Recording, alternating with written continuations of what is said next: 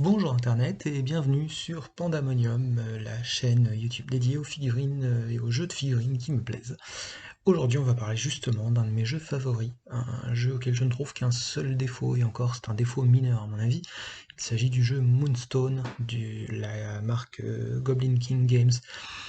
Et je vais commencer tout de suite par le défaut de ce jeu magnifique. Comme vous pouvez l'entendre au nom de l'éditeur, son défaut à ce jeu, c'est que c'est un jeu anglais d'un tout petit éditeur.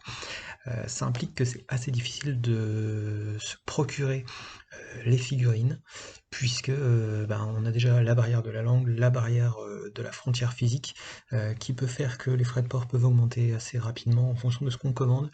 Heureusement, il y a des boutiques françaises qui distribuent le jeu, on en reparlera un peu plus tard.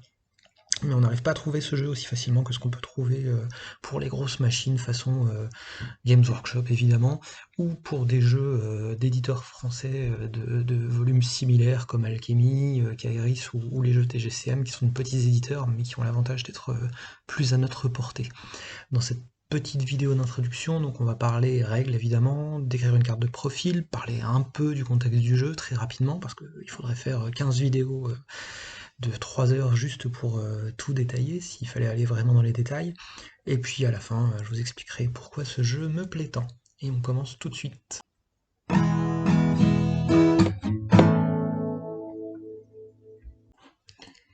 Alors dans cette vidéo, je vais essayer de piquer les photos un peu à l'extérieur parce que je suis pas très bon en photo.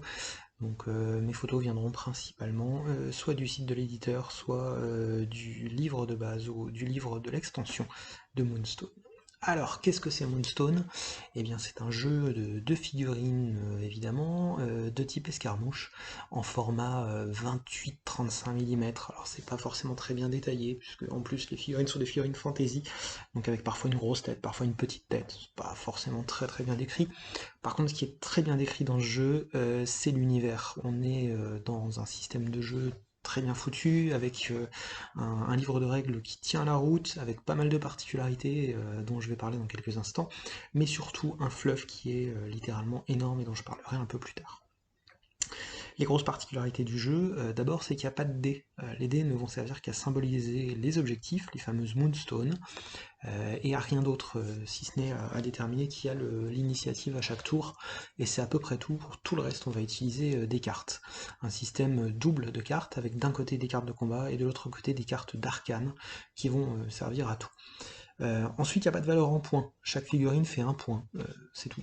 Voilà, donc si on joue entre 3 et 6 figurines, en gros, selon le nombre de joueurs qui s'affrontent. Quand il y a 2 joueurs, on utilise 6 figurines de chaque côté. Quand on est 3 joueurs, 5 figurines. Voilà, tout simplement. On a surtout des figurines magnifiques qui sont une vraie réussite. Toutes individuellement sont superbes. Et quand on fait des bandes, on se fait vraiment plaisir à les peindre.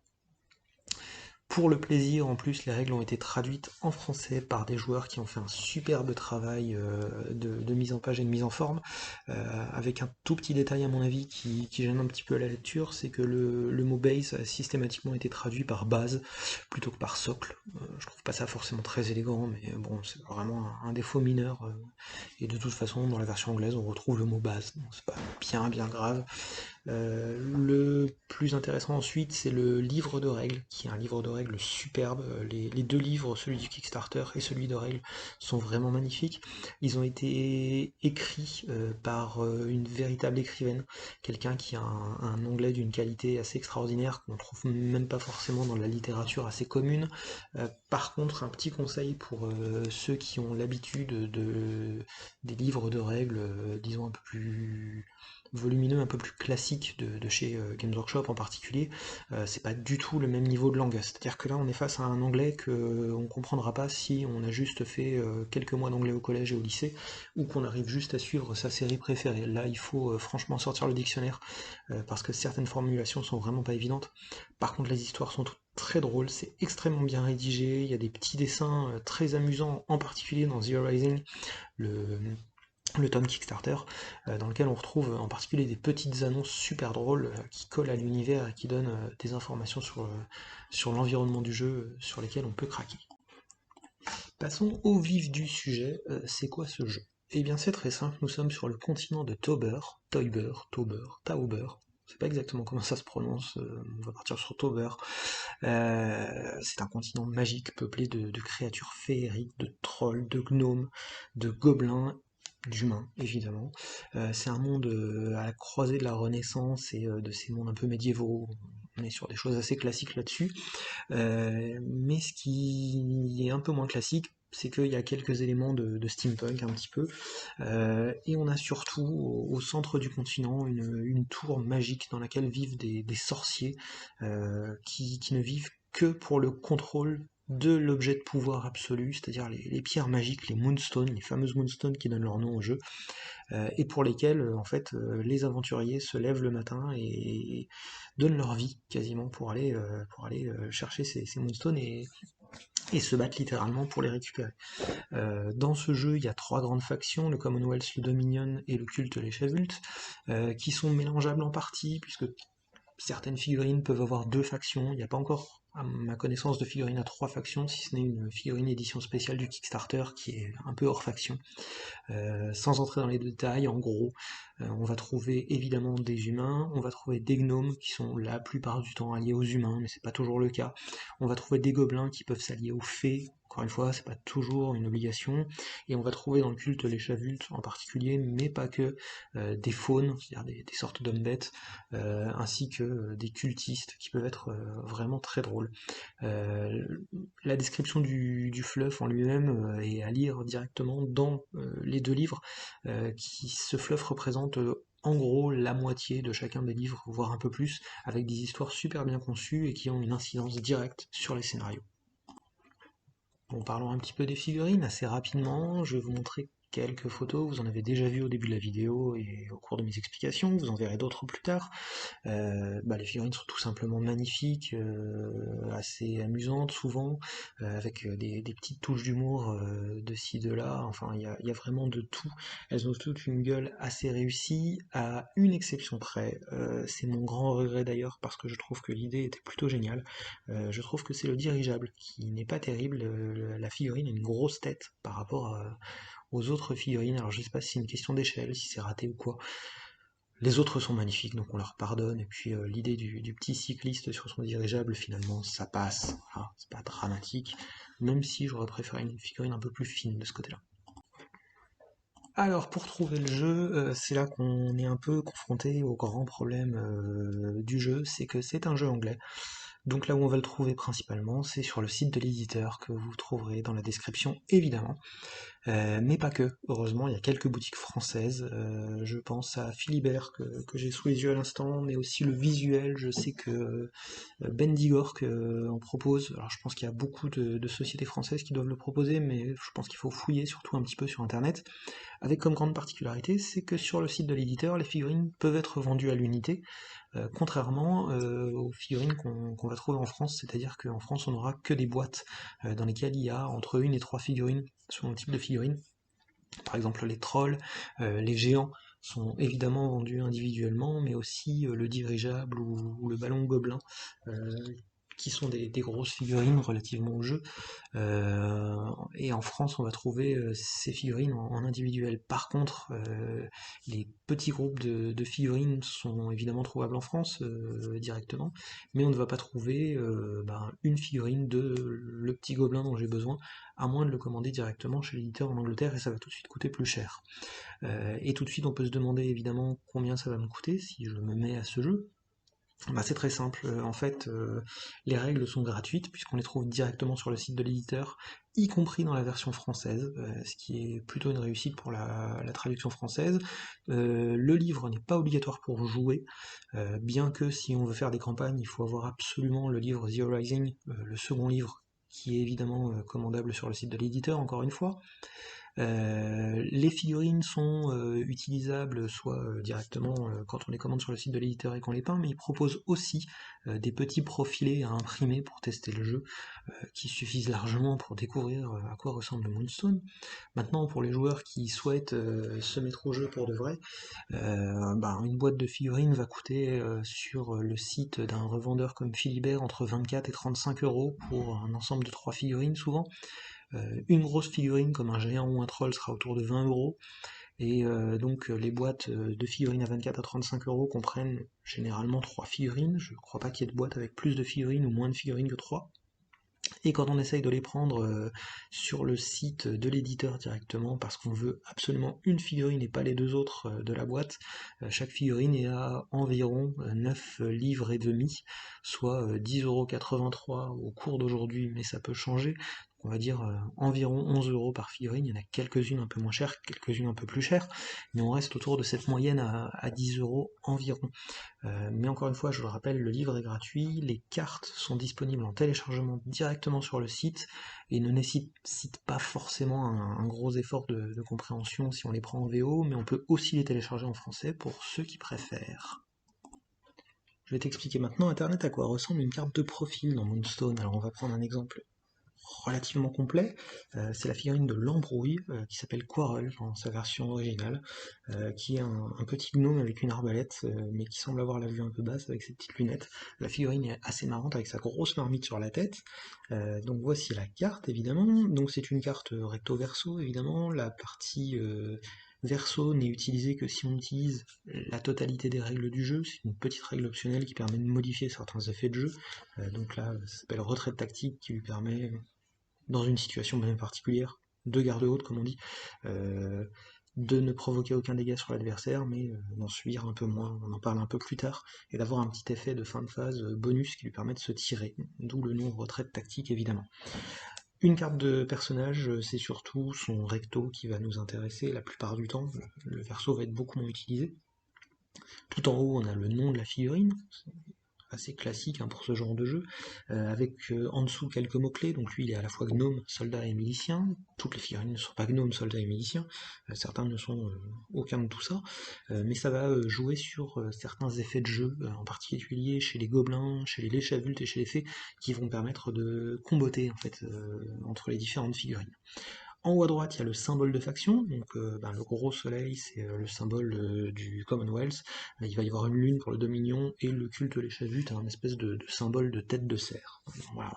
Les figurines qui sont double faction ont évidemment les deux symboles l'un à côté de l'autre. La caractéristique la plus importante du jeu est tout en bas, c'est l'ensemble de petits cercles bleus et transparents qui représentent le nombre de points de vie de la figurine. La particularité, c'est qu'il y en a qui sont en bleu et d'autres transparents, et on va rayer les points de vie de la droite vers la gauche. Et quand on active la figurine, ce qui va compter, c'est son nombre de points d'énergie, qui sont les points d'énergie en bleu. Donc là, par exemple, l'embrouille, lui, dispose de 3 points d'énergie bleus, et chaque fois que la figurine va perdre des points de vie, si on coche des points d'énergie, donc les points bleus, la figurine ne dispose plus de ce point d'énergie en début de tour. Donc par exemple, là, l'embrouille dispose au total de 8 points de santé, et tant qu'on n'a pas rayé au moins 6 points de santé sur sa barre de vie, il a toujours 3 points d'énergie. Sachant que certaines figurines peuvent soigner, voire même ressusciter les morts, et que les actions vont toutes nécessiter de l'énergie, comme on va en parler plus tard. En bas à droite, la taille du socle de la figurine, donc la taille de la base de la figurine, malheureusement, même si c'est pas très grave. C'est assez important, puisque on ne peut pas chevaucher les figurines dans ce jeu.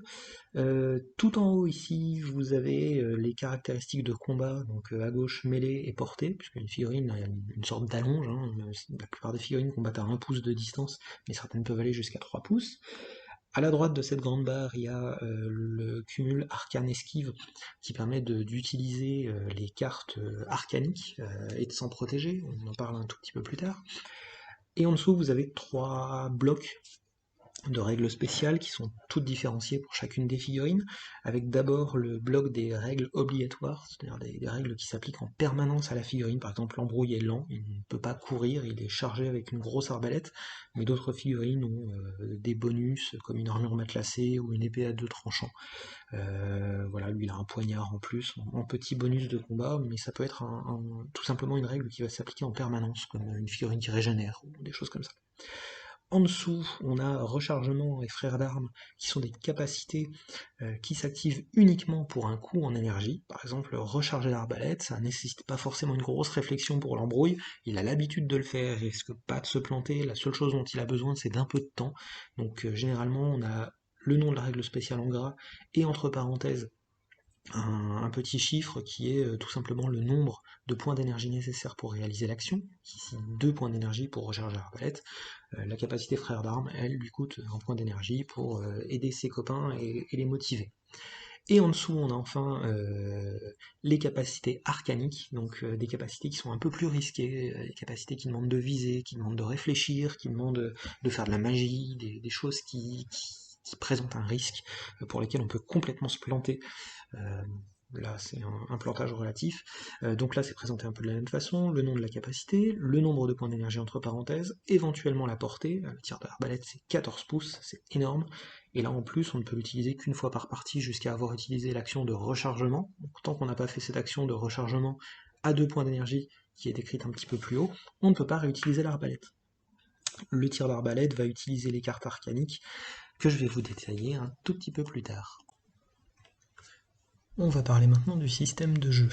D'abord Moonstone, comment ça fonctionne globalement. L'idée c'est que sur Moonstone, le but du scénario de tournoi disons, c'est d'aller chercher un maximum de Moonstone sur la table. Il y en a 7 qui sont déployés au hasard sur la table, c'est-à-dire qu'on prend dans la main une poignée de 7 dés à 4 faces, qu'on lâche en étant à une trentaine de centimètres au-dessus de la table, une quarantaine de centimètres éventuellement au-dessus de la table, et on lâche. Et en fonction du score qu'on aura sur le dé, ça indique le niveau de profondeur de la Moonstone, et donc la difficulté à aller la chercher. C'est-à-dire qu'il faudra dépenser de l'énergie pour aller chercher la Moonstone. Une fois dépenser de l'énergie si elle est sur 1, 2 fois si elle est sur 2, 3 fois si elle est sur 3, et 4 fois si elle est sur 4. Ça représente vraiment la difficulté à aller chercher ces pierres. Le mode de déploiement est extrêmement simple, puisque chaque joueur sélectionne X figurines, donc dans une partie à 1 contre 1, ça va être généralement 6 figurines par joueur, et les figurines n'ont pas de coût, c'est-à-dire que je joue un troll, un gobelin, une fée, un humain, peu importe, quel que soit son équipement, quelles que soient ses spécificités, la figurine coûte 1, et c'est tout. En termes de déploiement, c'est assez simple là aussi, chaque joueur dispose d'une zone de déploiement de 10 pouces, ce qui peut sembler assez énorme, mais les figurines ne bougent pas extrêmement vite dans le jeu, donc on a besoin d'être assez en avant dès le début. La partie se joue forcément en 4 tours, avec une exception, si jamais à la fin du 4e tour les deux joueurs ont autant de Moonstone l'un que l'autre, on joue un dernier tour pour savoir qui gagne. Et comme on gagne justement, eh bien c'est celui qui a le plus de Moonstone à la fin du 4e tour. Dans l'idéal, celui qui arrive à en avoir 4 est garanti de gagner au 4e tour. À chaque tour de jeu, ça va être la même chose. L'ensemble des figurines vont récupérer la totalité de leurs points d'énergie, puis pouvoir s'activer en alternance, donc d'abord un joueur, puis l'autre, puis un, puis l'autre, puis un, puis l'autre, etc. jusqu'à ce que les 12 figurines, quand on joue à 1 contre 1, aient terminé leurs activations. Comme je le disais plus tôt, dans ce jeu, l'intérêt de l'activation d'une figurine, c'est que je dois dépenser des points d'énergie pour pouvoir faire des actions, donc points d'énergie qui sont en bas à gauche de la carte de profil. Donc par exemple, on a une liste de toute façon qui aide à s'y retrouver. Par exemple, comme je le disais, je veux activer une figurine, mettons Maurice ici. Maurice a ses points d'énergie, il veut se déplacer, donc le premier mouvement du tour qu'on appelle la course, qui permet de faire un mouvement de 4 pouces, est généralement gratuit, il y a quelques exceptions, mais voilà, c'est gratuit. Donc il dépense 0 points d'énergie pour se déplacer de 4, ça c'est facile. Par contre, s'il veut faire un pouce de plus, ça va lui coûter 1 point d'énergie. Et ensuite, toutes les actions vont coûter des points d'énergie, à quelques exceptions près encore une fois, avec en particulier l'action reine du jeu, qui est l'action de creuser. Donc il faut être en contact avec une Moonstone, dépenser un point d'énergie pour tourner le dé de 4 sur la face directement inférieure. Si elle était sur 4, elle passe sur 3. Si elle était sur 2, elle passe sur 1. Et si elle était sur 1, la pierre est retirée du champ de bataille pour être placée sur la carte de la figurine qui est récupérée. À partir de là, le combattant se retrouve avec une pierre et essaye de la garder sur lui jusqu'à la fin de la partie. Les figurines peuvent ensuite dépenser leur énergie pour faire des actions arcaniques dont on a parlé déjà, ou des actions de combat en utilisant leurs caractéristiques d'arcane et de combat. On en vient au point le plus compliqué du système de jeu, c'est-à-dire le système de combat, mais on va y aller tranquillement, comme ça on va bien s'en sortir. Je pense que n'importe qui aurait atteint le niveau du CM1 devrait comprendre à peu près tout ce qui se passe. En gros, il y a 7 cartes de combat différentes, c'est-à-dire des mouvements d'escrime avec des effets un peu variés, genre une garde basse, une garde haute, etc. J'en parle un peu plus tard. Chaque joueur va piocher autant de cartes que sa caractéristique de combat, la caractéristique en haut à gauche, à condition, s'il veut porter des coups, d'être à portée de son adversaire, sinon il ne pourra infliger aucun dégât, ça c'est automatique. Et le joueur qui attaque doit dépenser un point d'énergie pour réaliser l'action de combat. En échange, il ajoute 2 cartes à son action de combat. Chaque joueur va ensuite choisir une carte qu'il va jouer face cachée, et ensuite les deux joueurs révèlent en même temps leurs cartes, et on compare les informations de chaque carte pour savoir qui a fait quoi à son adversaire. Par exemple, je joue une frappe ascendante, du bas vers le haut, pour ceux qui n'ont pas lu d'Artagnan. Mon adversaire fait une garde haute, je vais lui en mettre plein la tronche. Par contre, s'il joue une garde basse, il va éviter mon coup, et peut-être qu'il va même riposter assez violemment. En fonction des capacités, les figurines peuvent en plus provoquer des dégâts additionnels. On passe par un exemple parce que ce sera plus parlant.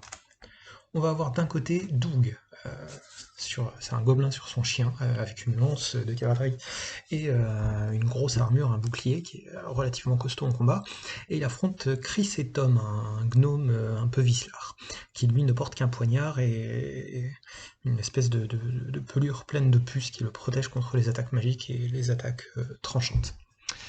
Dans cet exemple, Doug a normalement 4 en combat, et il initie l'action, donc il va piocher 6 cartes, 4 parce qu'il a 4 en combat, plus 2 parce qu'il attaque, et il pioche garde basse, 2 fendoirs, estoc, frappe ascendante et garde haute. Chris et Tom, lui, a 4 cartes aussi, puisqu'il a 4 en combat, mais il n'initie pas l'attaque, donc il n'en pioche aucune de plus. Il pioche 2 estocs, une garde basse, une frappe ascendante. Chaque carte existe en 3 exemplaires. Chaque joueur va choisir une carte en secret, et ici on va pas entrer dans les considérations trop stratégiques complexes, on va dire que, pour faire simple, Doug va faire un fendoir, et Chris et Tom un estoc. Il y a des raisons pour lesquelles j'ai choisi ça plutôt qu'autre chose, mais je ne veux pas rester trop longtemps sur les détails. On compare donc les deux cartes. Doug va provoquer 2 dégâts, puisque une frappe ascendante contre un estoc, quand on compare les deux lignes, ça provoque 1 dégât, et l'attaque perforante de Doug, qui est une de ses règles de base, permet de provoquer un dégât supplémentaire. En revanche, il va subir automatiquement 2 dégâts, 2 pour l'estoc, puisque Chris et Tom a choisi un estoc qui fait 2 dégâts contre la frappe ascendante, mais en plus il a une capacité poignard qui ajoute un dégât, et en revanche, l'écu de Doug protège d'un dégât contre les attaques tranchantes. Donc on arrive à 2 dégâts de chaque côté. Il y a moyen de faire un coup critique si on dispose dans la main d'une copie de la carte jouée, voire de 2 copies de cette carte. Dans ce cas-là, on double ou on triple les dégâts, en fonction de ce qu'on a dans la main. Dans l'exemple précédent, Doug aurait pu utiliser ces deux cartes fendoirs pour réussir à faire un critique, sauf que pour lui, le fendoir ne provoque aucun dégât, puisqu'il a une lance de cavalerie qui n'est pas faite pour faire des fendoirs, donc ça n'aurait pas marché. En outre, chaque figurine dispose sur le verso de sa carte d'une capacité de combat spéciale qui peut être déclenchée en jouant la carte remplacée. Par exemple, Doug peut déclencher sa capacité Mords-lui la cheville sur une frappe ascendante, et uniquement sur une frappe ascendante. Ce sont des attaques spéciales qui vont avoir des effets très différents de l'action originale, et qui peuvent surprendre l'adversaire. Doug, par exemple, a d'habitude une excellente portée et provoque des gros dégâts, et là, quand il utilise Mords-lui la cheville, il va provoquer d'énormes dégâts sur sa cible. Par contre, il perd énormément en portée, puisque du coup c'est le chien qui mord la cheville, plutôt qu'un coup de lance, tout simplement. Et maintenant, les dernières cartes, les cartes arcanes, donc pour toutes les actions arcaniques.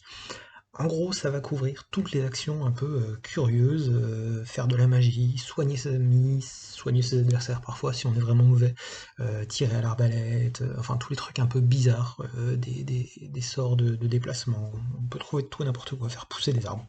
Bref, pour ça on utilise un paquet de cartes arcaniques. Les cartes arcaniques, c'est un paquet assez simple, puisqu'il y a 3 cartes catastrophes, 3 cartes avec une valeur 1 vert, 2 cartes avec une valeur 2 vert, une carte avec une valeur 3 vert, et c'est pareil pour toutes les couleurs.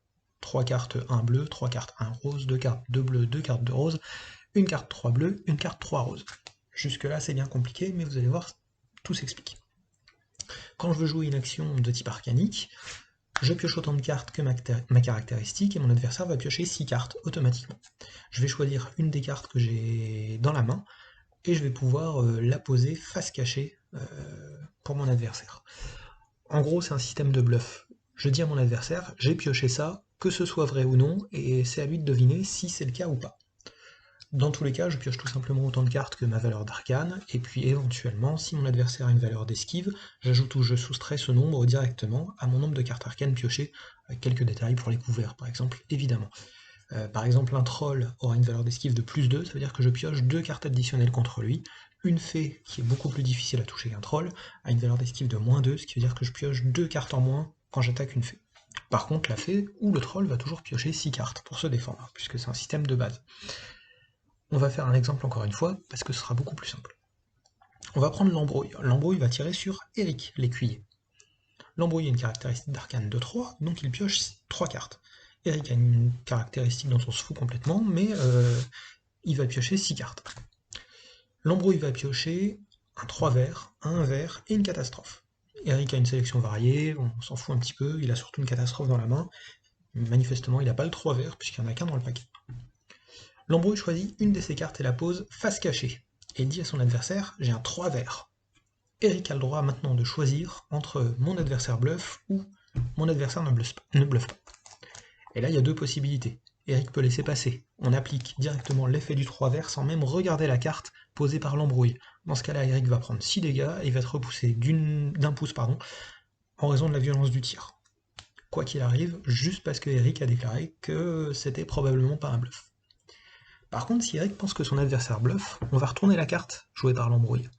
Et là, évidemment, il y a deux possibilités. Soit l'embrouille n'avait pas bluffé et on applique directement l'effet de la carte, donc dans ce cas-là, 6 dégâts et repoussé, et l'embrouille peut prendre une nouvelle carte de sa main, qu'ils peuvent jouer à nouveau face cachée, et Eric va essayer à nouveau de détecter. En toute logique, dans ce cas-là, l'embrouille va jouer sa carte 1 vert, dire à son adversaire j'ai un vert, et pourrait à nouveau appliquer les effets, jusqu'à ce qu'Eric lâche l'affaire ou que l'embrouille ne veuille plus jouer. Si l'embrouille avait bluffé, c'est-à-dire s'il avait posé autre chose qu'un 3 vert, s'il avait mis un 2 bleu par exemple, ou un 1 rose, on s'en fout de ce qu'il aurait mis, et que Eric dit tu bluffes, Eric pouvait, au moment de la révélation, prendre une des cartes de sa main et appliquer son effet directement à l'embrouille. C'est-à-dire que dans ce cas-là, il aurait pris probablement la carte catastrophe, et on aurait appliqué l'effet de la catastrophe directement à la carte de l'embrouille. Dans le cas de l'embrouille, c'est très simple, quand il pioche une carte catastrophe, ça implique que tous les carreaux qu'il a dans son petit sac sont complètement pourris, et il peut plus tirer jusqu'à la fin de la partie. Autrement dit, son arbalète sert plus à rien, et c'est juste un mec avec une marmite sur la tête. Ça complique. Alors du coup, à quel moment je peux me demander si mon adversaire bluffe ou pas, en gros, parce que c'est quand même le fond du jeu pour tout ce qui est arcanique, et on va beaucoup utiliser cette caractéristique. Déjà, si dans les 6 cartes qu'Eric avait eu en main, il avait eu le fameux 3 verts, sachant qu'il n'y en a qu'un seul de 3 verts dans le paquet, comme il n'y a qu'un seul 3 bleus et un seul 3 roses, il décelait le buff immédiatement. Alors évidemment, plus on annonce une carte basse, genre un vert, plus la proportion de chances que l'adversaire l'ait dans la main est faible. Mais bon, on sait jamais. Puis des fois, tout simplement, ça se voit. L'adversaire a un grand sourire, et on voit bien qu'il a le 3 vert et qu'il va nous éclater la tronche, et puis parfois, il a un petit sourire vicelard, et on se doute que c'est pas un 3 vert du tout qu'il est en train de nous jouer, et complètement autre chose. Vous trouverez évidemment d'autres exemples dans le livre de règles pour mieux comprendre tous ces mécanismes, mais il n'y a rien de bien compliqué. Et on en arrive à la conclusion, pourquoi ce jeu est si bien et pourquoi il me plaît tant. D'abord, c'est un système de jeu original, un jeu d'escarmouche, encore une fois, donc on n'a pas besoin d'aligner 150 figurines sur la table, 6 figurines suffisent dans la plupart des cas, même si on a envie d'acheter assez rapidement toute la gamme. Me concernant, j'ai craqué sur la totalité des gnomes, des fées, la plupart des gobelins, et je pense craquer très prochainement sur la moitié des humains, voire un peu plus. Le jeu, en plus, l'avantage d'être extrêmement original avec ce système de cartes et cette idée d'aller chercher des moonstones sur la table avec toutes les difficultés que ça peut introduire. Il y a quelques scénarios en plus qui sont proposés dans les 2 livres de règles, ça doit faire une quinzaine de scénarios au total, scénarios qui ont tous de l'intérêt individuellement, mais qui en plus sont bourrés de bonnes idées, comme par exemple ce scénario où les personnages ont oublié de se réveiller, et donc sortent des bâtiments pour aller se mettre en quête des moonstones, sauf que les figurines arrivent en fonction du moment où elles se réveillent, donc parfois un peu trop tard. Bref, je vous conseille la lecture de ce scénario. Le jeu est en plus doté d'un fluff qui est absolument génial, avec un auteur qui intervient directement sur le Discord pour ajouter des détails croustillants quand on lui demande poliment. L'autre fois on a appris le nom du chien de Double Flatulent par exemple, question qu'a posé un interlocuteur anglais, et que voilà, il faut lire la totalité du Discord sur le fluff pour en apprendre plus. En plus, la traduction française est gratuite, elle est particulièrement réussie, ils mettent à disposition tout le matériel pour jouer directement en ligne, ce qui est quand même un énorme avantage, il n'y a pas besoin d'acheter grand chose pour commencer, il suffit même à la limite, si on veut juste tester le jeu, de disposer de quelques dés de 4, voire des dés de 6 éventuellement, et on relance les 5 et les 6 si on n'est pas satisfait, et de disposer d'une imprimante éventuellement en noir et blanc pour imprimer à la fois les cartes de profil et les cartes de jeu, ça peut aller très très vite. Et la même chose pour les figurines qui peuvent être remplacées par des profilés en carton ou en simple papier, selon la bonne volonté qu'on veut y mettre, si c'est juste pour essayer le jeu. En plus de tout ça, donc traduction française très réussie, comme je le disais, très bien faite, un petit détail près, comme je le disais tout à l'heure. Le jeu en plus n'est pas particulièrement orienté sur la violence, on est plutôt sur un jeu de coups de bluff, de sales coups, de j'arrive à aller te piquer une Moonstone dans la poche alors que t'as ramé pendant 3 tours pour essayer de la prendre, et c'est moi qui la récupère à la fin. On peut évidemment jouer du muscle, on peut sortir une bande avec 4 trolls et 2 personnages autour pour les booster, mais c'est pas ça qui va garantir la victoire. De toute façon, table rasée, la table, la faction adverse n'a aucun intérêt. Ce qui compte, c'est vraiment d'aller chercher les Moonstones. Voilà pour le tour de ce jeu et pourquoi je le trouve si bien. Je te remercie maintenant d'être resté jusqu'au bout, j'espère que cette vidéo t'a plu. On se retrouve bientôt dans une autre vidéo qui parlera toujours de figurines et peut-être même de Moonstone. A bientôt.